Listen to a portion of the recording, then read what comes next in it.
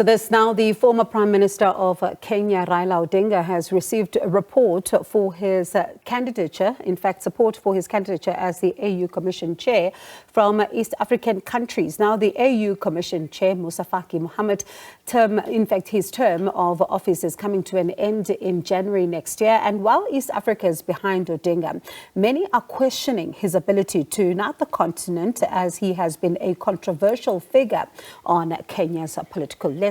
And our SABC News International editor, Sophie Mokoena, is joining us for this conversation. Sophie, of course, a lot of people are talking about this particular story. Let's look at Raila Odinga, especially who he is, as there are now varying views about this, particular move for his candidature. Well, you know that Raila Odinga is one of the veteran politicians in Kenya. He is a person who has tried on many occasions to challenge the highest office in the land and hasn't been successful. He is very close to the Obamas because both the Obamas and the Odingas were almost friends, and they come from a similar clan. And therefore, he is one person who is very popular in Kenya.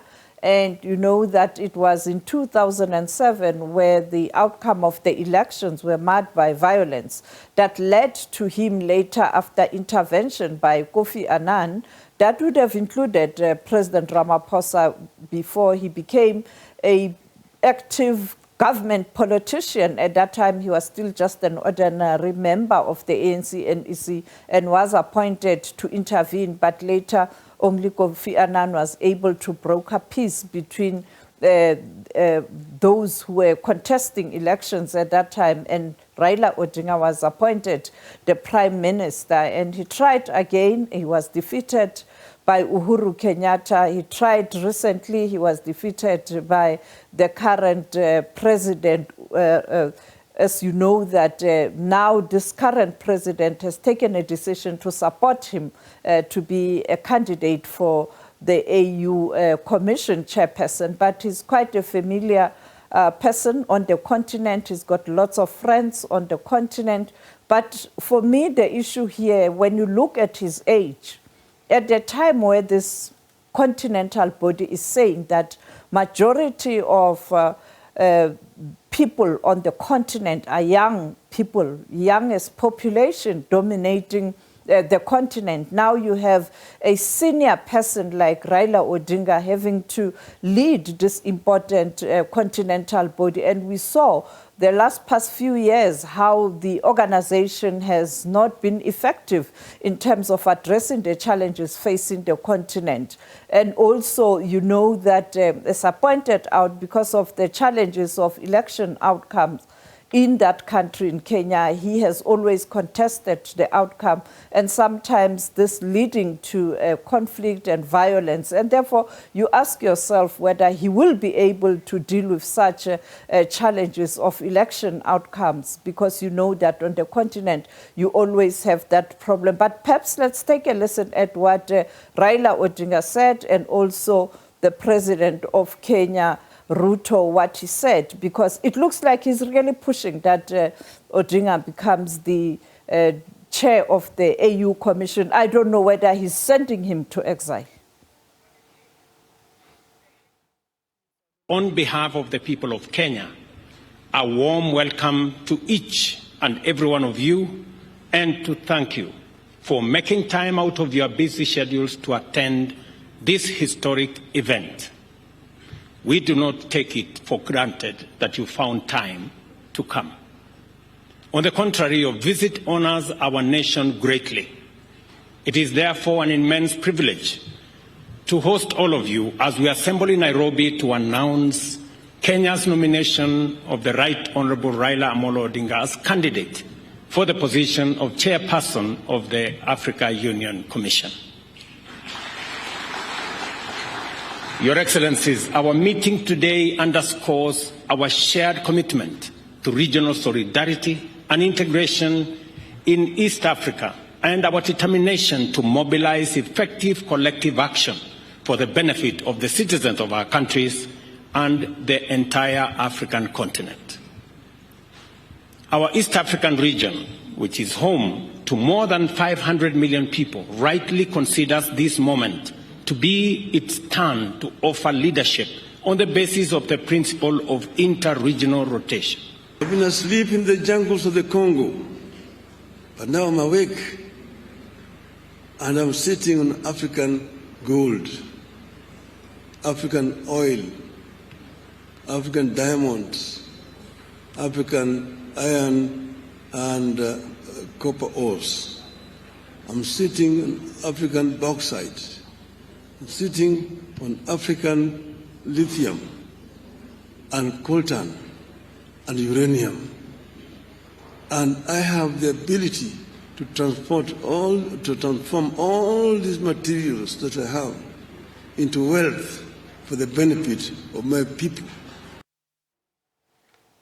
Interesting to hear President Ruto there saying that it's time for East Africa now to have its turn to offer leadership. But there were other leaders from other regions, such as, for example, former Nigerian President Obasanjo. But what other, African leaders, what are they expecting from the former Kenyan Prime Minister? Well, I think the messages from those leaders in the region were quite clear in terms of their support for this candidate, but also emphasizing the challenges that he is likely going to face. The president of Uganda, Museveni, was there. The president of Tanzania, Suluhu Hassan, was there. And also other leaders, as you saw, the former president of Tanzania, Kikwete, and also the former president of Nigeria. But let's take a listen at what President Museveni and President Suluhu Hassan, the only woman who was there, had to say about this moment, even though, as I pointed out, to have such a senior person leading this organization. You heard him talking about the mineral wealth of this continent.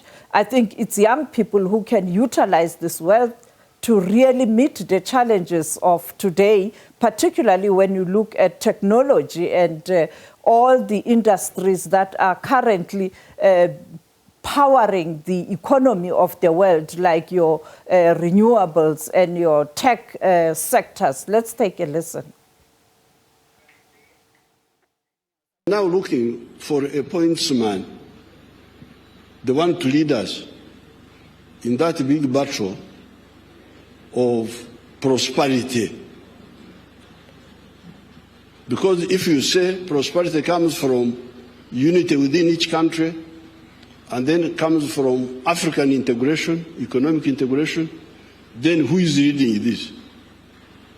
Is the one who is leading is a convinced person, or anafanya kibarua tu?